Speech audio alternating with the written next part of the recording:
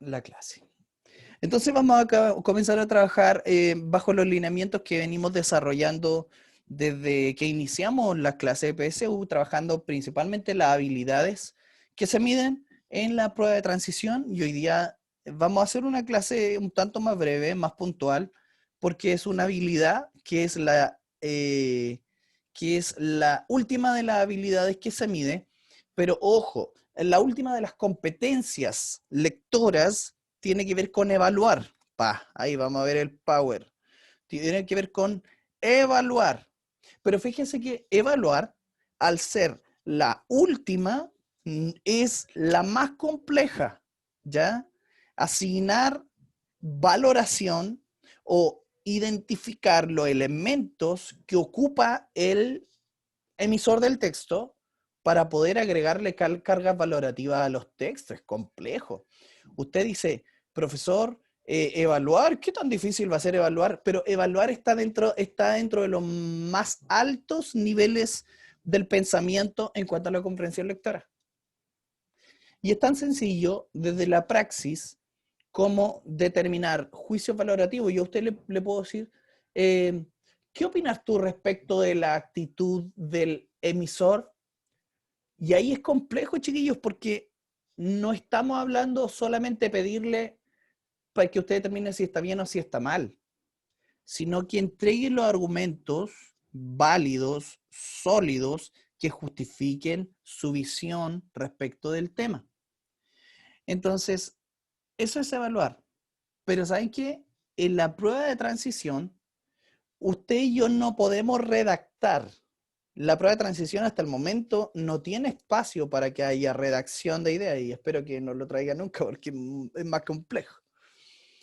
No trae espacio para que usted redacte. Por lo tanto, no es usted quien tiene que dar una respuesta que evalúe el contenido, sino que usted tiene que ver de qué manera el emisor puso su carga valorativa y qué recursos utilizó para eso.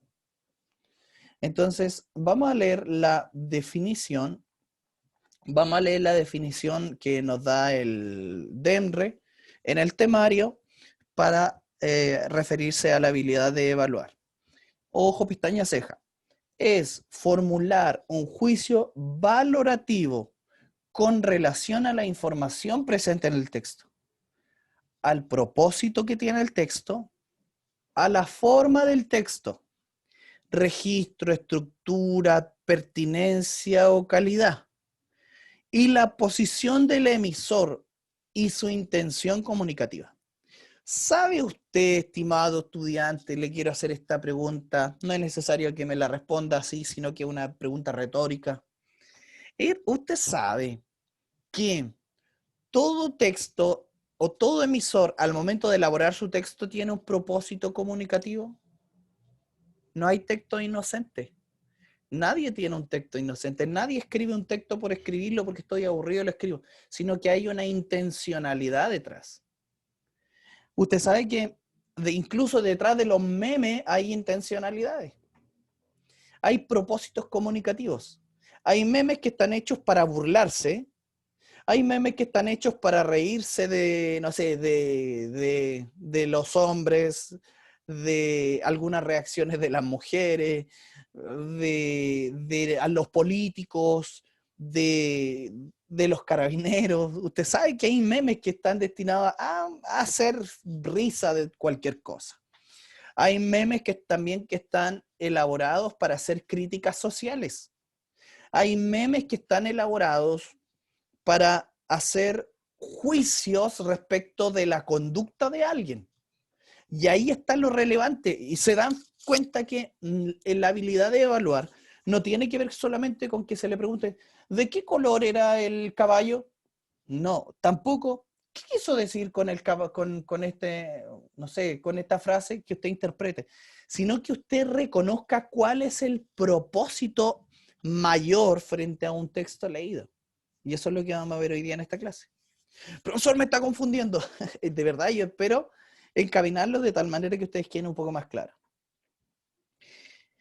La forma del texto es súper relevante porque usted debe entender, y usted y yo debemos entender, que incluso la forma que adopta el escritor para escribir, para redactar, no es inocente. Por ejemplo, si yo quiero hacer una crítica a la poca, a la mala reacción de, por ejemplo, de la policía frente a un homicidio. Entonces yo quiero hacer una crítica. ¿Sería bien visto que yo empezara a hacer un escrito y diga, esta gente reaccionó mal, hizo mal, y bla, bla, bla, y todo malo? No, no sería bien visto. Entonces el autor puede decir, mira, yo voy a ocupar un recurso. Ojo, estoy nombrando a los carabineros, pero no puede ser cualquier otro organismo del Estado, puede ser cualquier otra institución. Ya, yo mismo, Néstor Méndez, y tomó una mala decisión y está perjudicando a una estudiante. Por eso no es nada contra ninguna institución, de verdad. Espero no ser malinterpretado. Néstor Méndez, el profesor Néstor Méndez tuvo una mala decisión contra mi estudiante. Por lo tanto, yo voy a hacer un escrito. Y dice su papá, yo voy a escribir, dice su mamá. Y no estaría bien que dijera, Néstor Méndez es así, y empezar a hacer una crítica, porque yo diría, oye, no corresponde, me está insultando. Entonces, vamos a adoptar un registro, vamos a adoptar una forma del texto. Y voy a comenzar mi escrito relatando la historia. El día 24 de, no sé, de agosto, mi hija o mi hijo se conectó a la clase vía Zoom. Ella estaba muy ilusionada pensando que iba a adquirir conocimiento. Sin embargo, se encontró con algo muy distinto. Aquí quiero plantear que el profesor, y ahí empieza a hacer su crítica, el profesor no fue lo suficientemente claro. Creo que al profesor le falta dominio de grupo, le falta dominio de habilidades, le falta dominio. Él no es el adecuado y empieza a hacer una crítica y después desarrolla haciendo un planteamiento. Por lo tanto, yo sugiero que se modifique y se cambie el docente. Estoy haciendo el ejemplo. Se dan cuenta que para lograr el propósito de que cambien al profesor, hacerle una crítica, primero ocupó una narración. Después ocupó una exposición. Exposición de los hechos. Él hizo esto, él no hizo esto. Y después empezó a dar argumentos. Por lo tanto, yo creo que a él le falta, necesitamos cambiarlo, esa es la tesis, porque, y ahí da los argumentos. Los textos son complejos, no son fáciles de leer. Por eso cuando usted dice, no, es que la comprensión lectora es fácil, no sé si tanto. Por eso, ¿qué recomendación tiene usted, profesor, para mejorar la comprensión lectora? Lean, por favor, lean lo que sea. Profesores que de repente me mandan cadenas muy largas de Facebook o de Instagram o de no sé, léalas. Profesores que a mí me aburre leer diario, léalos. Vaya a las noticias que más le gusten. Al área deportiva, lo que sea. Vaya a lo que más le guste, pero lea. Entonces, evaluar tiene que ver con formular un juicio valorativo con relación a la información presente en el texto, al propósito del texto, a la forma del texto, a la posición del emisor frente a lo relatado y su intención comunicativa. ¿Cuál es la posición de este apoderado que mandó esta carta contra mí? ¿Está a favor de lo que yo estoy haciendo? ¿Está en contra de lo que yo estoy haciendo? Todos los autores tienen una posición. Avanzamos un poco más si no hay dudas. No quiero complicarlos tanto. Y aquí puse un punto que es súper relevante, que dice, sin embargo, lo que se evalúa, ojo, pestaña, ceja con esto, no es si está bien o si está mal lo que opina el emisor del texto. No, usted no debe opinar si está bien o está mal, sino lo que usted va a evaluar es el hecho de que si se consideran los elementos adecuados para emitirla, los recursos argumentativos utilizados, la actitud y el tono utilizado por el emisor, su propósito final, etc. Eso es lo que usted va a evaluar. Usted sabe que los textos, sobre todo cuando son expositivos, argumentativos, que también entran en la prueba de transición y que vamos a verlo espero que lo alcancemos a ver, tiene que ver con posturas.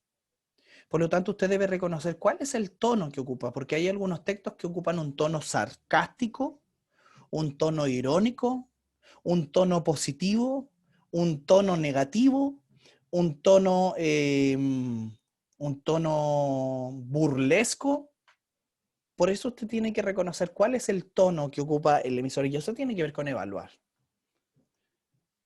Vamos a ver, vamos a ejercitar esto. Al tiro nomás. Veamos el siguiente texto. Evaluémoslo. Es un texto multimodal, así se le llama, porque mezcla escritura, mezcla imágenes. Mezcla escritura, mezcla imágenes. Entonces, vamos a evaluarlo.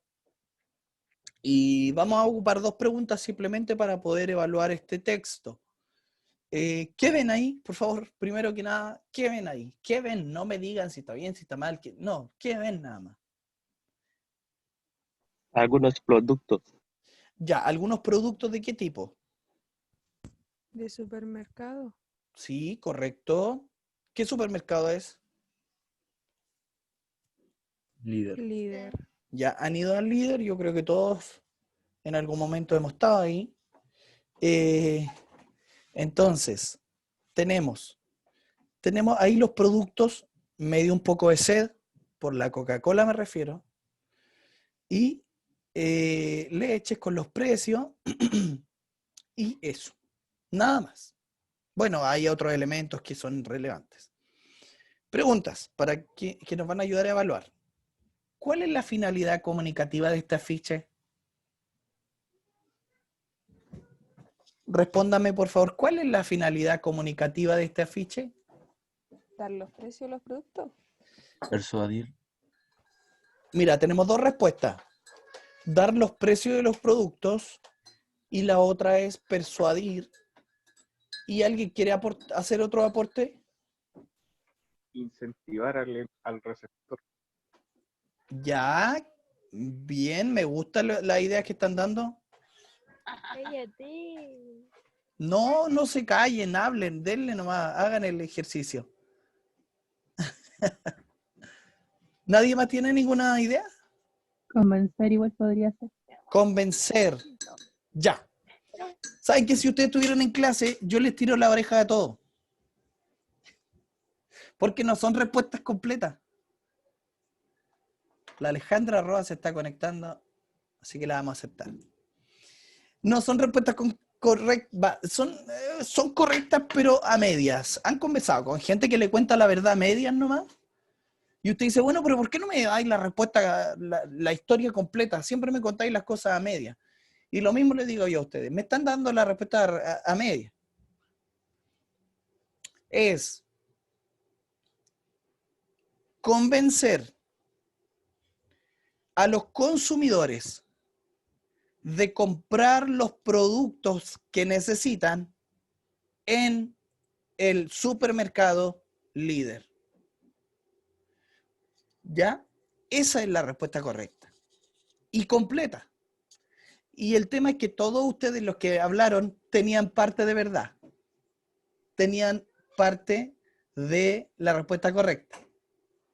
¿Ya?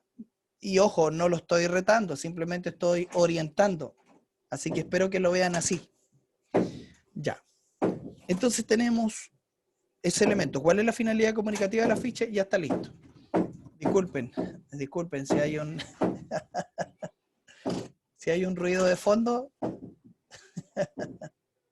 Entonces, vamos a ver lo siguiente. Pregunta, ¿con qué propósito se agrega este elemento? ¿Qué dice el elemento en amarillo?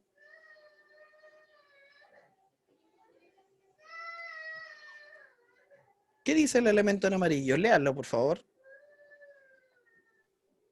Que el supermercado Líder es el número 1 elegido en el supermercado más económico.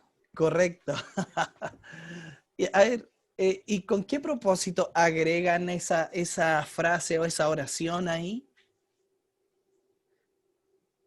Porque, ojo, pestaña, ceja, ellos perfectamente podrían haberse quedado con los precios y listo. Pero, ponen en amarillo. ¿Amarillo es un color llamativo o no? sí. Correcto. Ponen en amarillo con letra roja, por lo tanto, se aseguran de que cuando una persona ve el afiche, los ojos de inmediato se le vayan para allá.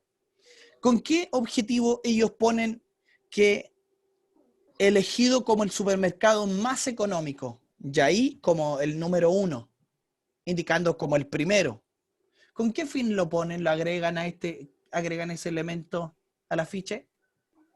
Para convencer que De no que son el compren otro, supermercado porque es más más económico. barato, así como Correcto. capitalismo máximo. Es que la gente no cuestione si pilla el producto más barato en otro lado. Es lo que ustedes acaban de decir. Por lo tanto, la gente, y saben que hay gente tan poco crítica que lo asume. Ah, no, pero es que este es el más barato. Y entonces ellos le entregan ese recurso. Es un recurso persuasivo, es un recurso para convencer al receptor de que este es el supermercado que les conviene. Por lo tanto, es un recurso de persuasión, nada más. Es un recurso de persuasión para asegurarle o para incentivar el consumo en este supermercado. ¿Ok? Entonces, pero si nosotros hacemos un juicio crítico, realmente, ¿quién eligió este supermercado como el más barato? A lo mejor lo hizo alguna empresa contratada por ellos mismos que hicieron la encuesta. Ya, pero ese fue un comentario mío, personal. Ya, sigamos avanzando un poco. Por favor, que no les queden dudas, no quiero confundir a nadie. Entonces, vamos a ver los tipos de preguntas que se asocian con la habilidad de evaluar. Por ejemplo, estos son solo ejemplos. De acuerdo al tono utilizado, podríamos caracterizar al emisor del enunciado como: profesor, ¿qué es el tono? Yo le acabo de decir, hay textos que son sarcásticos, hay textos que ocupan un tono tierno, hay textos que ocupan un tono, no sé, irónico. Sí, por lo tanto, a través del tono que ocupa el emisor podemos caracterizarlo. Segundo tipo de pregunta, la finalidad comunicativa del fragmento es... Y ahí usted tiene que evaluar con qué propósito el autor dice esto, con qué propósito escribió este texto, porque hay un propósito detrás de todos los textos expositivos, argumentativos. Y ojo que hoy, como el mundo está tan ideologizado, antes nosotros teníamos verdades universales, ¿sí? Como, no sé, verdades incuestionables que nadie podía criticar. Por ejemplo, a la iglesia nadie podía criticarla porque era una verdad universal. Pero hoy en día estamos en la época de la posverdad, donde ya la verdad absoluta no existe y ahora todo es relativo. Por lo tanto, desde muchos ámbitos se mueven diversas ideologías y ellos producen sus propios textos. Y obviamente en sus textos tienen una intención comunicativa. Y es importante que usted entienda y comprenda cuál es la intención detrás de cada texto. Siguiente, en el texto se menciona X porque, ahí podría ser, reemplacemos X por cualquier elemento. En el texto se menciona a Baudelaire, por ejemplo, un autor, porque, o en el texto se menciona a Augusto Pinochet, ¿por qué? O en el texto se menciona La Casa de Papel, ¿por qué? Y ahí usted tiene que decir con qué propósito el emisor, evaluemos, pues, con qué propósito el emisor mencionó no sé, al Canal 13 en este texto. ¿De qué forma ocupó el logo del Canal 13 o el nombre del Canal 13 para ejemplificar lo que está diciendo? Y eso tiene que ver con que usted evalúe el texto. Por eso es complejo. Por eso es uno de los niveles taxonómicos más complejos. Siguiente, ¿qué prejuicio cultural subyace de la consideración de la mujer en el fragmento leído? Si ustedes ven en el temario, también entran los prejuicios en el temario en la prueba de transición de competencias lectoras. ¿Qué es un prejuicio? Es un tanto difícil de responder, pero en realidad un prejuicio es un pensamiento injustificado que está asentado en la gente y que muchos no son capaces de cuestionarlo. Por ejemplo, es un prejuicio decir que la opinión de los niños no es importante. Eso es un prejuicio. Es un prejuicio decir que no sé, que sobre todo la figura de la mujer por muchos años estuvo muy cargada de prejuicios, que la mujer solamente tiene que, no sé, hasta hace muy pocos años la mujer pudo comenzar a votar, ¿ya? No digo que son 2 años, pero sí que la mujer haya empezado a votar hace 50 años es muy poco tiempo. Y producto de los prejuicios de la sociedad en la que se desarrollaron. Ay, chanfle, todavía no quiero avanzar allá. Y son muchos prejuicios y que alguien pudiera ayudarme con alguno sería ideal. Entonces, por ejemplo, hay un libro que se llama La casa de Bernarda Alba, que está cargada y muestra muchos prejuicios respecto de la mujer. Casa de Muñecas también muestra muchos prejuicios de una mujer subyugada, de una mujer humillada por el marido, de una mujer que no se podía desarrollar producto de que el marido no le permitía hacer eso. Son muchos prejuicios que los textos actuales están intentando derribar y usted debe ser capaz de reconocerlos. Siguiente, el sentido del cuento es, ¿cuál será el sentido del cuento leído? ¿Cuál será la enseñanza que me deja detrás? Eso usted que debe evaluar. La obra de I es mencionada con el objeto de, la obra de Charles Stanley es mencionada con el objeto de, la obra de Pablo Picasso es mencionada con el objeto de, y ahí usted hace la pregunta, ¿para qué nombró el autor entre medio del texto? ¿Para qué mencionó a Pablo Picasso? ¿Cuál es el propósito? ¿Por qué lo incluyó si no estaba hablando de él? Pero sin embargo, para ejemplificar, puso a Pablo Picasso. ¿Por qué lo hizo? Y ahí usted le da las opciones para poder reconocerlo. Complejo, ¿sí o no? Por eso lean, hagan los ensayos, procuren no ir a leer la respuesta y después cuando lo terminen, ahí ustedes comparen, vean las respuestas, por qué se equivocaron. Es súper relevante que hagan ese ejercicio. Y vean acá. Poniendo en práctica la habilidad de evaluar. Vean. La verdad, vean esta imagen que vi en internet y que dice la verdad sobre el retiro del 10%. Nombre, Paula. Edad, 40 años. Ingreso antes del COVID, 680,000 pesos. Ingreso actual, 0 pesos porque está desempleada. Tiene un ahorro en la AFP de 9.200.000 pesos. Entonces abajo hay un cuadro que establece 3 comparaciones. Si hace el retiro desde la AFP, si accede al préstamo solidario por el mismo monto del retiro, que sería 1 millón igual, y si accede al préstamo solidario máximo que puede solicitar. Entonces hace una comparación entre las 3 propuestas que estaban en tela de juicio hace unos par de meses, 2 meses tal vez. Entonces, en la parte izquierda dice dinero máximo al que accede. Si hace el retiro de la AFP, accederá a 1 millón de pesos. Sin embargo, ellos dicen en este texto, el costo real que tiene para Paula es de 3.819.024 pesos menos en su ahorro acumulado al jubilar. Ellos están diciendo, si Paula retira el 1 millón de pesos, en una proyección de aquí a que ella pueda jubilar a los 60 años, en realidad ese 1 millón de pesos no va a ser solamente 1 millón, sino que se va a aumentar la pérdida y va a terminar perdiendo 3.819.000 que podría tener en su cuenta de ahorro de previsional si no retira el 10%.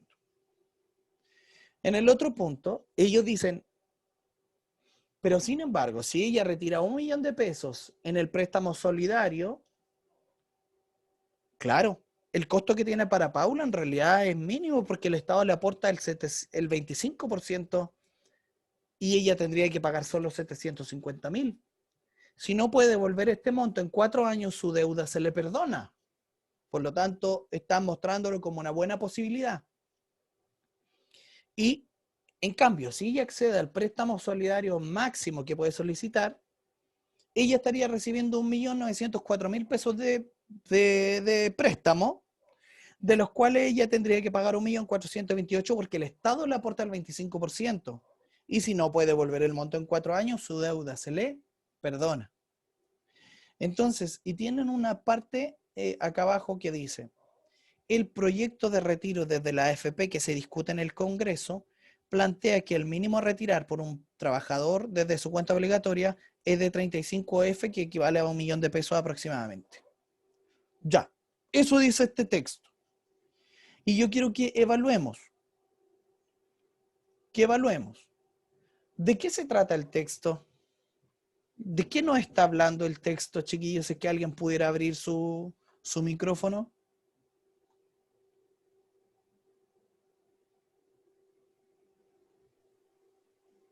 Está No tengan hablando miedo como de equivocarse. Dale, a ver. de las ventajas y desventajas que puede tener el retirar el 10%. Me quedo con... ¿Quién habló? ¿Quién era? William, William. Siempre hace muy buen análisis, William. Quiero quedarme con tu última parte, con la última parte. Porque, William, me quedo contigo. ¿Este texto muestra que el retiro del 10% tiene ventajas? no, pero se podría como deducir, por así decirlo. Sí, pero ¿de qué parte tú podrías deducir? Porque yo aquí solo veo que en este elemento, mira,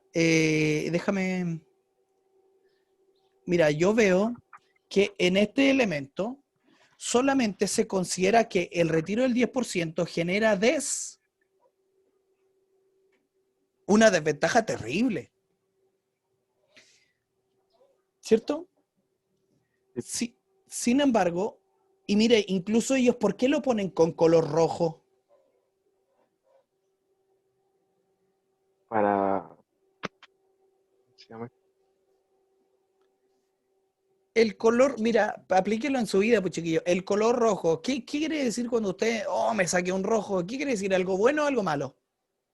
Algo malo. Correcto. Entonces, el rojo ellos lo ocupan para evidenciar lo negativo. Para resaltar el valor igual que se... Correcto. También para resaltar, para que la gente note, vea con claridad el número, la cifra. Entonces, Entonces sería como... Es que en sí se está haciendo como una comparación con lo que son los préstamos solidarios claro, y Son como las opciones que tiene Paula para retirar dinero. correcto, Bárbara. Para mostrarle, entonces, ¿de qué se trata el texto? Quieren mostrar una comparación entre las 3 opciones que se estuvieron ofreciendo hace un tiempo para retirar dinero. Siguiente pregunta. ¿Qué tipo de texto es?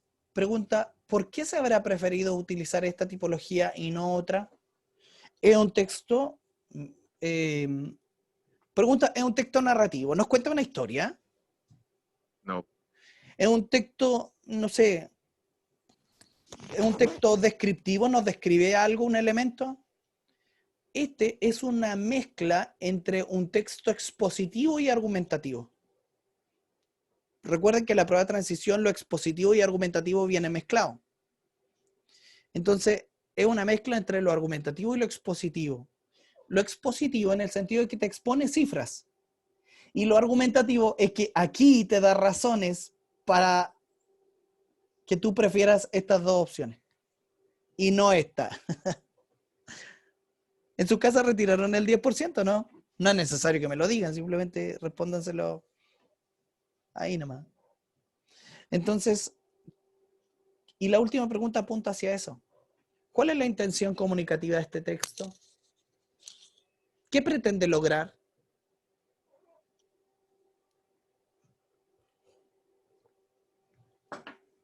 chiquillos?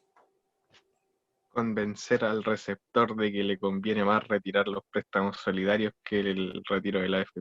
Exacto, William. Eso es. No tengo nada que agregar a lo que dijiste. Eso es. Nada más y nada menos que eso. Entonces ahí ustedes estarían evaluando. Preguntas que apuntan a la habilidad de evaluar son menos que el resto, ¿ya? Porque el resto, ustedes saben que viene vocabulario, que viene y comprensión lectora, eso nada más. Y de la comprensión lectora tenemos extraer información explícita, que le podemos llamar así también, inferir, inferir, analizar y evaluar. Entonces, evaluar es la que menos cantidad de preguntas tiene en la prueba de transición, pero porque demanda un nivel de esfuerzo mayor al momento de responder. Entonces, ¿alguien tiene alguna pregunta que quiera hacerme? Les recuerdo, por favor, que vayan poniendo su nombre en el chat y su curso, porque esa es la única forma en la que aseguran quedar presentes. ¿Alguien tiene alguna duda, chiquillos, chiquillas?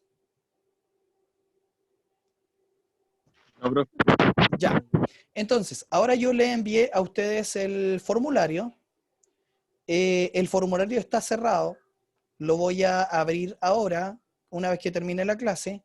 Y también les voy a enviar el video de la clase de hoy día.